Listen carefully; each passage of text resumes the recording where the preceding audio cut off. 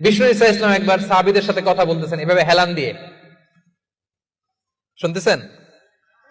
বিশ্বনবী হেলান দিয়ে বলেন, আলা উনাব্বিউকুম বিআকবারিল কাবায়ের, সবচেয়ে বড় কবিরা গুনাহ কোনটা তোমরা জানো নাকি? সাহাবারা বললেন, আপনি সবচাইতে ভালো জানেন ইয়া রাসূলুল্লাহ, আপনি বলেন। বিশ্বনবী বললেন, সবচাইতে বড় কবিরা গুনাহ আল্লাহর সাথে শিরক করা, হেলান দিয়ে।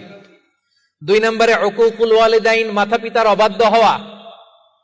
3 নম্বরটা যখন বলবেন হেলান থেকে উঠলেন এভাবে, সিরিয়াস।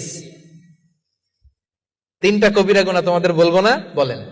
2টা বলছে হেলান দিয়ে, একটা হচ্ছে আল্লাহর সাথে শিরক করা, 2 নাম্বার হচ্ছে মাতা পিতার অবাধ্য হওয়া। 3 নম্বরটা যখন বলবেন, ওয়াকানা মুত্তাকিয়ান, তিনি হেলান দেওয়া ছিলেন, ফাজালাসা, সিরিয়াস হয়ে বসলেন। এরপরে বললেন, আলা ওয়া কওলু যুর, আলা ওয়া শাহাদাতু যুর, সাবধান, মিথ্যা বলো না, মিথ্যা সাক্ষী দিও না, মিথ্যা সাক্ষী দিও না, মিথ্যা সাক্ষী দিও না। বিষ্ণু নবী বলতেই লাগলেন, কতবার যে বলছেন তার কোনো হিসাব নাই। কোন সুবহানাল্লাহ। সিরিয়াস, খুবই সিরিয়াস। কারণ মিথ্যা সাক্ষী সমাজে বাতিলকে প্রতিষ্ঠিত করে, জালিমকে প্রতিষ্ঠিত করে। মিথ্যা সাক্ষী সমাজে অন্যায়কে প্রতিষ্ঠিত করে। চিল্লায় বলেন ঠিক কিনা?